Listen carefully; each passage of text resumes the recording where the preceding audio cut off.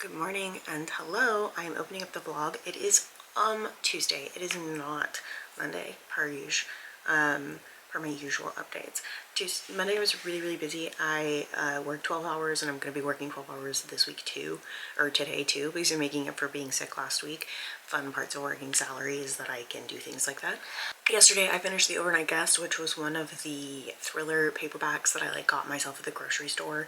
It was really good. It made me really emotional, which I did not expect. Art and I had a really interesting conversation last night talking about how reading these little paperback thrillers has kind of reminded us the joy and the whimsy of picking books out, because when you're a book reviewer, and I don't think people talk about this part.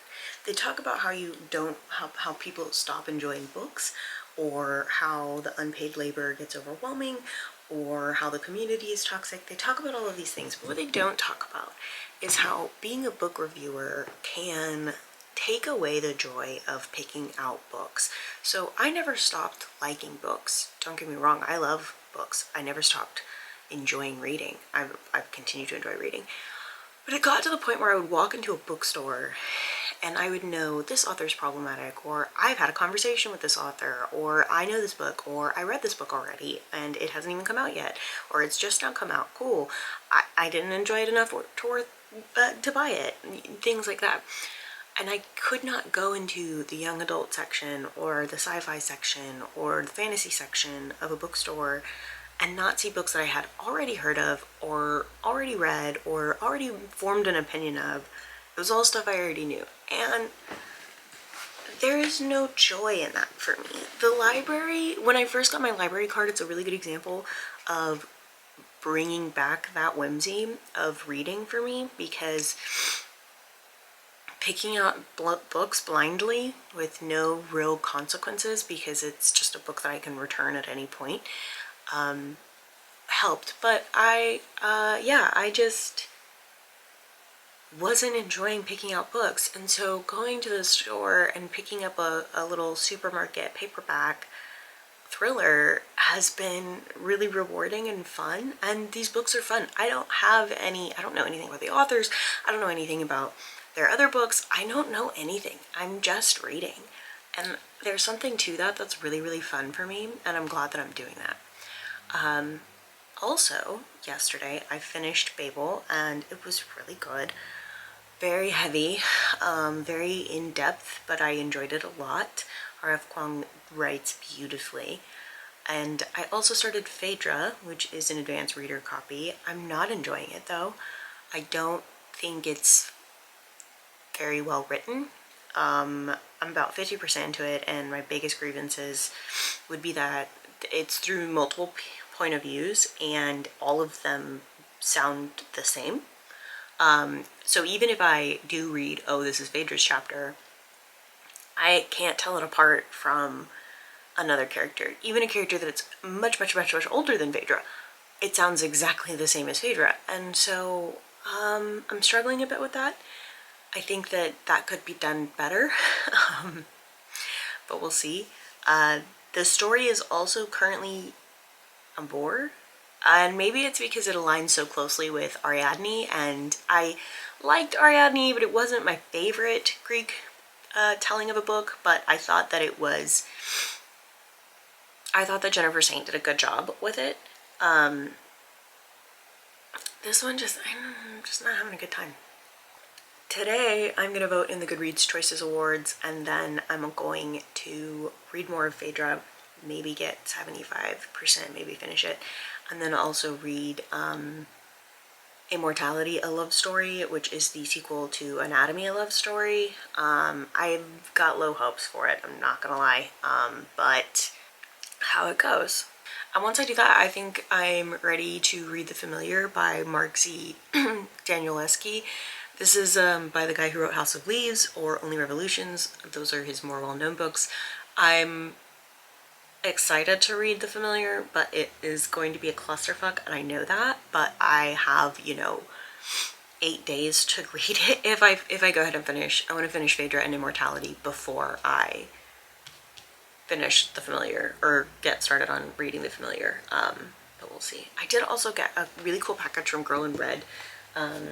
So Girl in Red makes book annotating stickers, and she's always super, super nice. Her packaging is always beautifully done.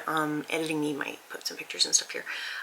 So I got some tweezers to put the stickers on. I own tweezers like this, but I use them to put eyelashes on.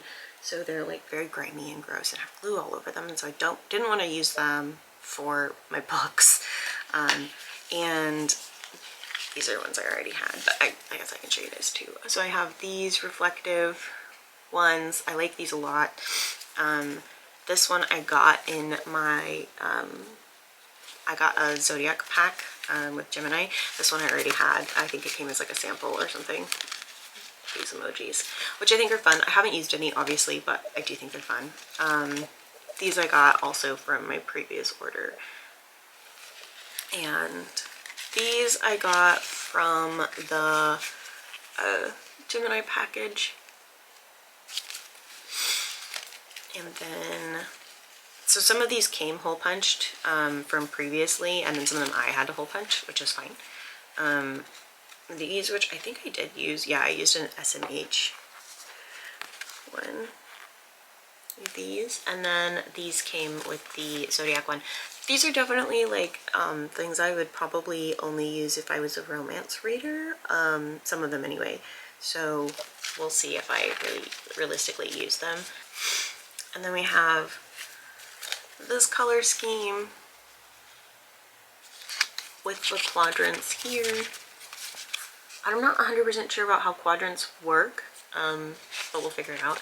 And then this color scheme, which I think is beautiful, with the quadrants, which also they have these. And if you have the annotating guide, or you make your own annotating guide of like, this is what these colors mean, if this is how you annotate. I don't really annotate that way. I have some of those stickers because I think they're cool. I think they look cool, but I don't really annotate that way. So, but if you do, you can do that. And then this is from previous, the previous one, and I'm just currently using these just sporadically throughout books. But I like them a lot. But I also got an 8-day advent calendar, so I'm excited to start that on Sunday. Start opening those, and I will be recording it, obviously. Anyway, this was a super long update. I just wanted to show those videos. I just wanted to show the products from Girl in Red because I think that they are, I think they're beautiful and fantastic. So she does a really good job. You should check out her check her website out, especially if you're a romance reader, because a lot of her color schemes are romance, fantasy romance book focused. And if you like pretty tabs, then, you know, look at these. And also, I think, you know, she's really nice. So yeah, anyway, I'm gonna go. Talk to you guys later. Okay, thanks, bye.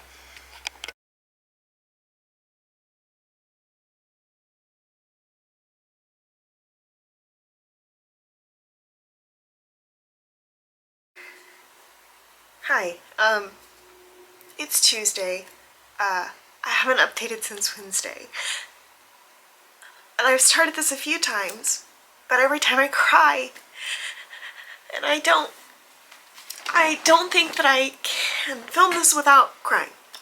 I haven't updated since Wednesday because Wednesday we got the news that the warrant was being processed and that pretty much at any moment my husband would have to go turn himself in. And then Monday, so we spent a bunch of time with his family, and it was wonderful to see his family and his mom and his brother, and he hadn't seen his brother in so long, and they got to hang out and like just be brothers together, and I don't think I'd ever seen that with them, and it was really nice to see.